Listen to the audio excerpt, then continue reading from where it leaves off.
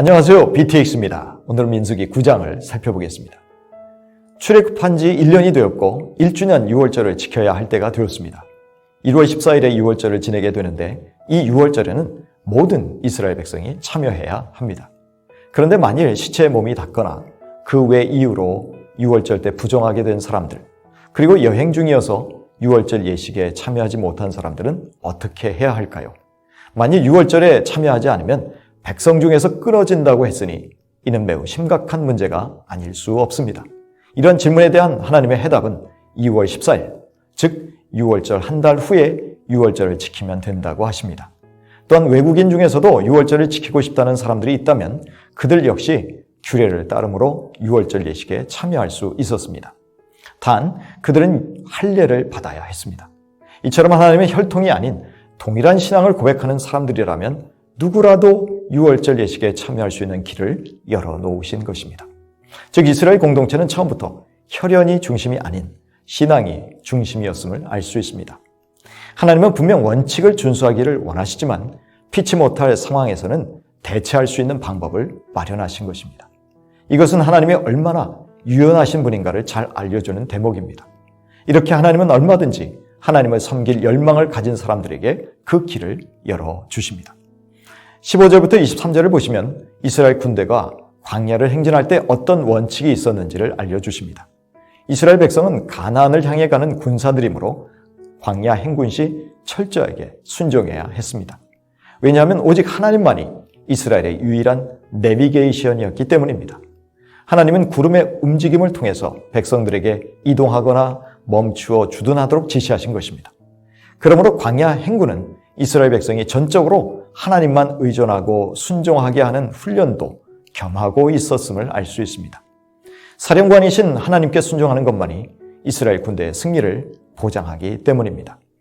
이스라엘 백성이 기억해야 할 가장 중요한 절기는 단연 유월절입니다. 하나님이 노예였던 이스라엘 백성에게 자유를 주셨고 하나님을 예배하고 섬길 수 있게 하셨으며 가나안 땅을 유업으로 받아 하나님의 나라를 세상에 보여주는 거룩한 제사장 나라를 세우게 하셨기 때문입니다. 그러므로 이스라엘 백성은 자신들의 구원의 날을 결코 잊어서는 안 되었습니다. 그 날은 자손 대대로 영원히 지켜야 했습니다. 만일 유월절을 고의로 지키지 않는다면 죄를 지고 백성 중에서 끊어지는 형벌을 당할 것이었습니다. 그러나 피치 못할 사정으로 유월절을 지키지 못할 때는 한 달 후에 지키도록 유연한 조치를 취하셨습니다. 그리고 할례를 받고 하나님의 백성으로 살기로 서약한 이방인들 역시 얼마든지 유월절 절기를 지킬 수 있게 하셨습니다. 우리 교회들 역시 그리스도를 구세주와 주님으로 믿는다고 고백하는 사람들에게 성찬식에 참여할 수 있는 기회를 주고 있습니다. 이와 같이 구약의 유월절에 비견되면서 신약의 성도들이 지켜야 하는 절기는 다름 아닌 성찬식입니다. 우리 주님은 신약의 하나님의 백성들인 교회가 주님의 죽으심을 꼭 기념하라고 말씀하셨습니다. 그래서 지금도 우리들은 성찬식을 통해서 그리스도의 죽으심을 기념하는 것입니다.